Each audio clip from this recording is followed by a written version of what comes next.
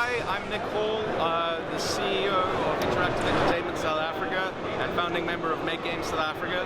We're an online community and industry body for local game development. Come to EGE and play one of the 21 locally made awesome games.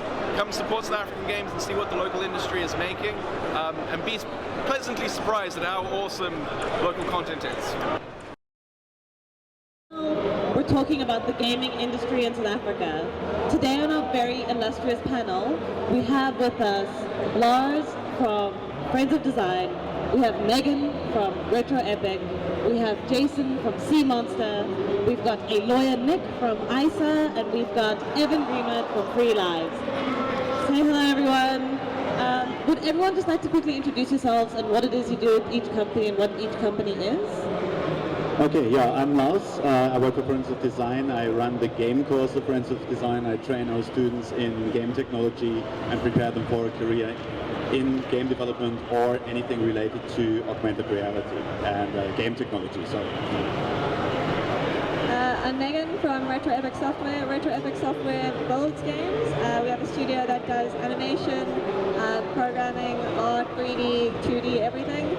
My specific role is copywriting and brand management. Hi, I'm, as you know, Jason from Sea Monster. I'm the Chief Technology Officer. At Sea Monster, we also, very similar to Retro Epic, we do animation, game development, and my role there is to essentially hire all the budding developers and make sure that they behave themselves. My name's Nick. I run the industry body for South Africa, Interactive Entertainment South Africa. I am also Retro Epic's lawyer, Sea Monster's lawyer, Free Lives lawyer, and ISA's lawyer. So you just have a monopoly on all gaming, That's right. video game law. Pretty much. Great stuff. Yeah, so I do a lot of policy development, so I work with government to make sure that the legal and political environment is as friendly as possible towards game development. We organize things like making sure to bring developers to conferences like EGE. We look at trade missions to go, for example, hopefully going to France in November this year, and I make sure that no one gets sued. Hi, I'm Evan Greenwood. I'm the founder of Free Lives. We make video games, Cape Town, South Africa. One of the games you might have seen is Broke. We made a game called Broke. You can play it down by our stand over there. Yeah, and we're looking to make our next game big as well. Awesome stuff. Okay, so looking at the industry within South Africa, what do you think it is that's happening here? Is the industry growing? Is it still very small? Like, what is the current state of the industry here? I'm going to throw this one to Nick. Okay. So yes, the industry is small. Our stats as of this year are there are about 43 active development firms that we know of across the country. The majority of them are studios that employ between 1 and 5 people. The highest concentration of development studios is in Cape Town. Our industry value is around 100 million, which sounds like a lot, but it's really not. So from a national perspective and comparative to the international scene, we are very, very, very small. To put that in perspective, so we're 100 million rand. That's the value of our development economy. Globally, the games economy is worth about $97.4 billion. So we make up about 0.002% of that global economy. So we're very small, but we have seen massive growth. So from 2013 to 2014, we had a 75% growth. From 2014 to 2015, we had 87% growth, and now from 2015 to 2016, we're double figures. We've got about 75% growth as well. So it's very much a growing industry, even though the national economy is stagnating. Games are thriving. Okay, then. I think it's just worth adding, in our industry we're seeing a lot of education facilities opening up. So that side of things is growing quite rapidly. I think Lars could probably talk a bit more about that, but we've seen Friends of Design have their own course. Vega is opening up their own course. Wits have just seen their students finish the 4-year course recently, so they've gone through their game design course. So we're seeing a lot more people qualify to join our industry in the last couple of years. So that's going to contribute quite a bit to the growing industry. So we'll see what the effects of those are in the next couple of years. Yeah, definitely. I mean, we have a lot of, the industry needs well-educated employees, freelancers. We need to know what we're doing. So what I want to add to the growing industry here in South Africa is that not only do we use game technology for game development, which is a big part of definitely where it's used, but there are also other industries now that start employing people that know game technology, because advertising uses augmented reality. We have them in education. Textbook publishers are interested in virtual reality. The medical area is using it, so there will be a big growth in that area as well, where people are needed that can do what the students know, what the guys here know, and there's a lot of quality that you see being developed, especially from guys like Monster. I have no idea how to respond to that, but other than to say, yes, we are doing a lot of very interesting stuff. So we at Monster do a lot of virtual reality, we do quite a lot of augmented reality and then game design. So a good example is Super Animals. It's a branded app that we did for Pick and Pay. It aligns to Super Animals campaign, and although it's not a game, it uses and employs augmented reality technology, and we're very proud of it. It's gone to #1 on the App Store in South Africa, and yeah, it's definitely helped underpin Pick and Pay's campaign. Cool. Last but not least. Maybe just something I'd like to add to that. Like, I think making games from South Africa there's a lot of opportunity here. We have very low cost of living compared to first world countries. You can make a game far cheaper than you could just about anywhere else.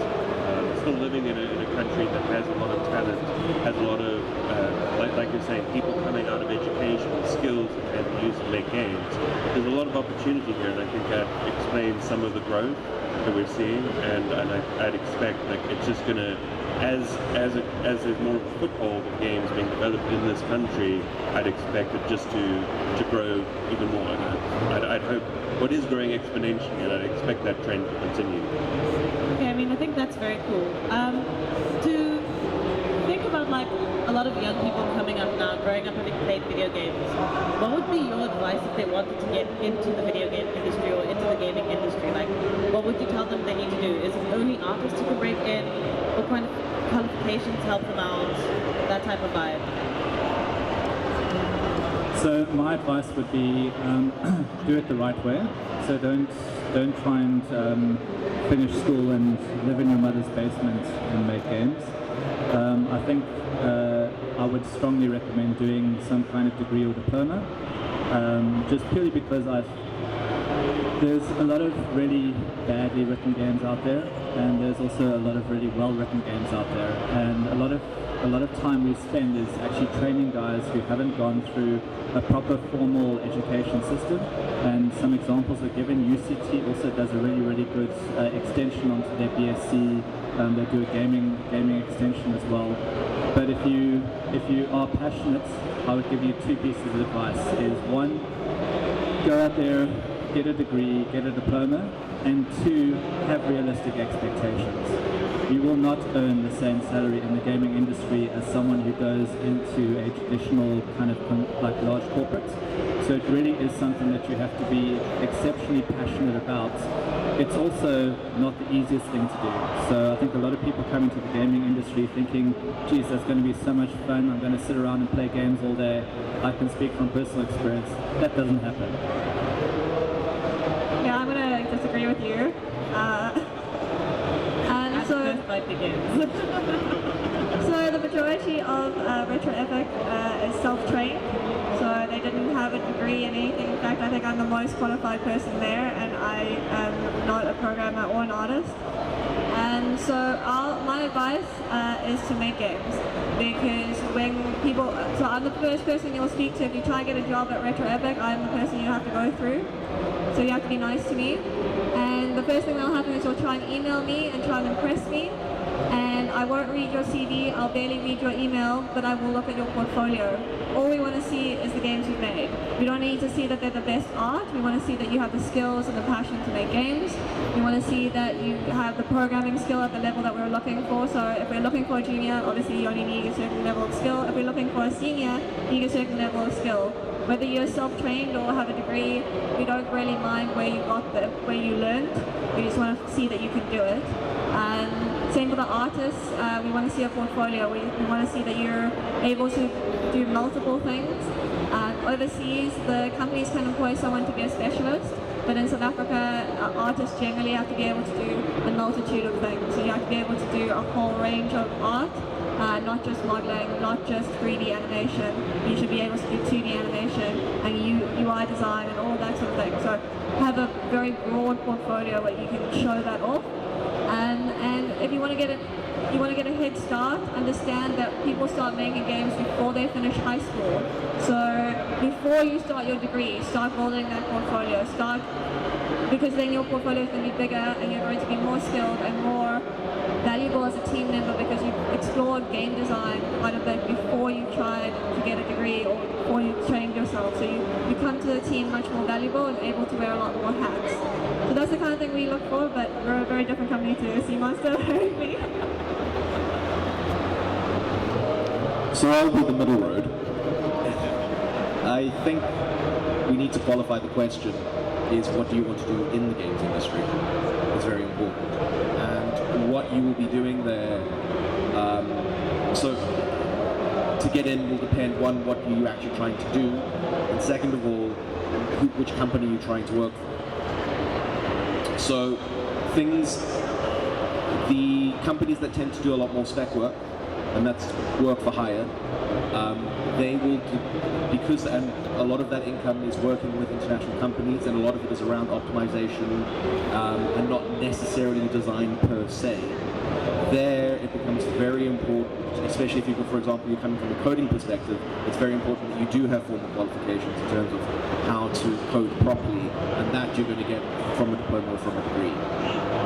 If you're going to join a studio which is creating its own IP and trying to exploit that, there it becomes more important, your design chops become more important, and the only way to do that is to create more games.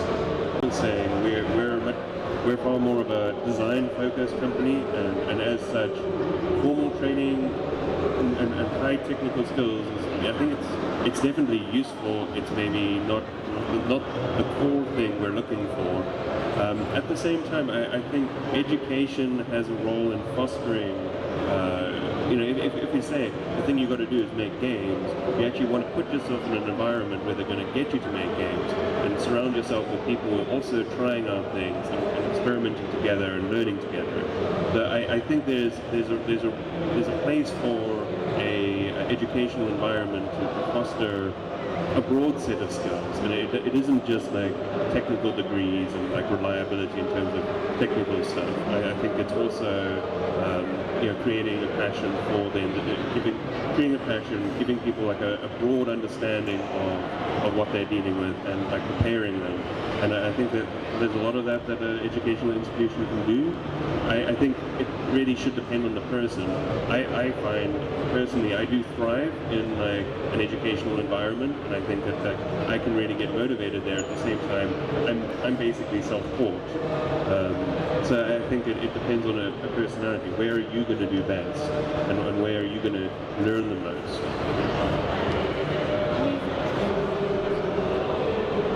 Okay, I just wanted to add one more thing. If you're looking to actually get a job within the South African game development industry, one thing that's a really good idea is to start being involved in the community, because 99% of the time you're going to get a job because of who you know, because they know who you are, they know who you are, they've seen your work. So Nick is running IESA, which is also owns Make Games SA. We have meetups in Joburg, in Durban I think has started as well, and in Cape Town on a monthly basis. So you can come to those meetups, they're free, and you can get to network with the people who you might be trying to work for or get hired by. So you get to know those people like me, and if you want to work in our company. Just to put that into perspective, there are 252 full-time jobs in South Africa in the game development across the different companies. That's really small. And most of those people and those companies are involved in the local game community either through IESA as members or through Make Games SA.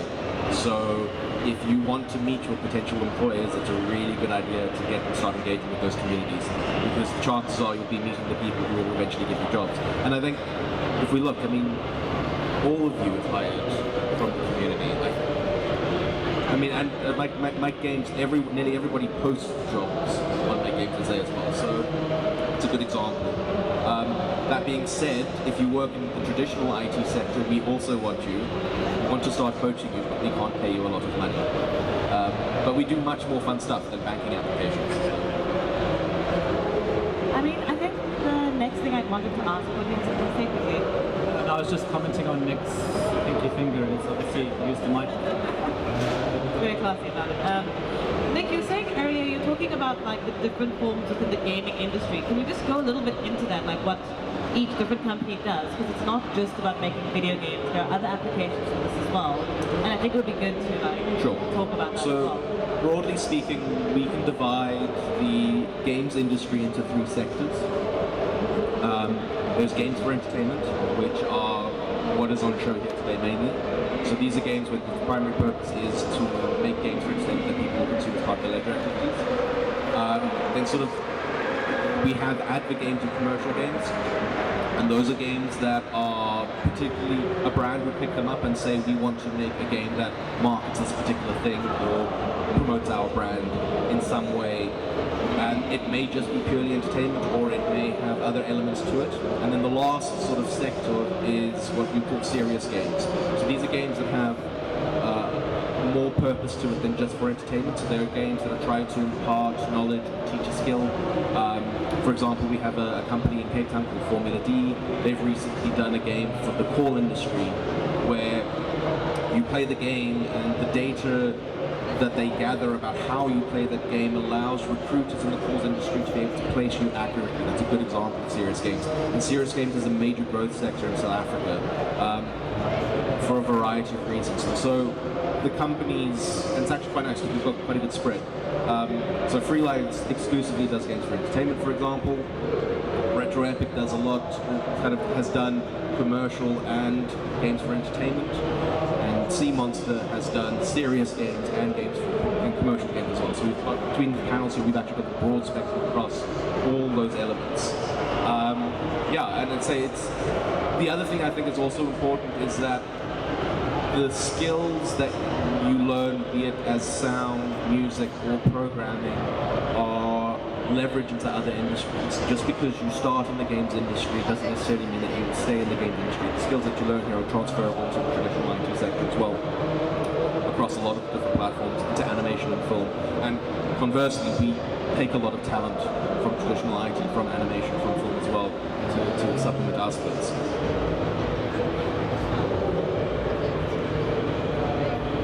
So I just want to add to what Nick's saying. One of the things that is a misconception is that you'll be able to make games and make your own IP and make money off that. It has happened, as Evan is an example of, but that is a rarity. So probably if you're going to get into the games industry, you're going to be working for clients, you will be making games, but you will be making games on other people's spec because they will be paying you. And that's not a bad way to live. You still get to make games, but you get to take a salary home, which is nice. There's less risk involved, and those are the more sustainable companies that we've seen last over a long period of time. Retro Epic's about 9 years old now this year, and I think Sea Monster's pretty old as well. It's been around 6 years old. Formula D is also pretty old. So sustainable. If you want to be in the games industry with slightly less risk, you're probably going to land up working on client work. So it's just good to have that expectation of you're not going to go and make your own first-person shooter the first week, and that's going going to be alive. Yeah, I mean, this seems to be something that's coming through a lot from this discussion is this idea of the reality of the gaming industry in South Africa. I think what we should do is also have a little moment about that, about some of the illusions people may have about making games in this industry. Can I add to what we just talked about? Because I observe a very interesting trend. I mean, we have companies that look for students that are done, that have their exams and stuff like that. And what we observe is actually that a lot of other industries now look for students or for people that actually have game technology skills. We have, I just recently had a couple of architects coming in because they want to use VR for presentation, for visualization. We have textbook publishers that are interested in those guys because they want to apply. So I think this whole demand for actual people that work in this industry, that know how this technology works, is growing rapidly in South Africa, not only in terms of games and gamification, but also applied game technology. It's a really interesting trend. So maybe it's my turn to now disagree with you ever so slightly. But I think that there is absolutely space for people who have their own game ideas, and I think that what the studios do is that they give them a platform to be able to realize their dreams through.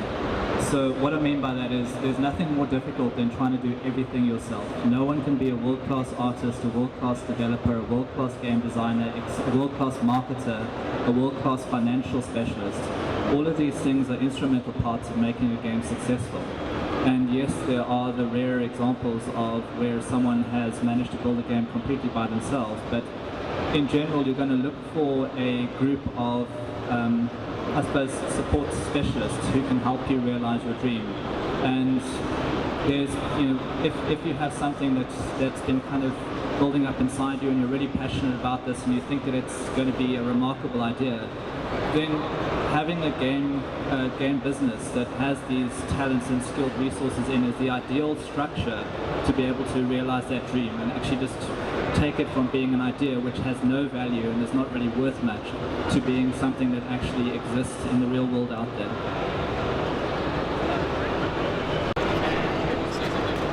Well, I mean, I can build a little bit on that point in that I think with Free Lives, like we are maybe an example of a company that is financially stable but has made games that were like our own and our own IP, and that's been amazing. And I think we're not that exceptional in South Africa. There are a few other teams that started off, just had tried a few times and then had some spark that led them to creating a very successful game, and they're living off that now, and they're making sequels and they're making future projects. And so I think that really does happen. I think it's quite often people who have tried for a while before they got there. I know I went through doing commercial work for hire, get some skills and be able to live while I was learning how to make games, and I eventually got to the point where I had the skills I needed and I could start something and it worked out for me. So I think it is possible. I think it is a matter of perseverance, and I think it's a matter of maybe taking a safer path where you can acquire skills without hitting a brick wall every time when you're short of something that is a critical component of making that game. So I just want to conclude with something, and I'll segue into your next question about dispelling myths. So if we look at that 100 million rand, 60% of that is doing commercial or serious games work. The remaining 40% is the games for IP. The majority of those 45 firms, though, do make their own IP, and I think that kind of tells you the problem. Making your own IP is exceptionally risky. It's not that it's not impossible, it's just, it's risky, and not many people can necessarily afford it.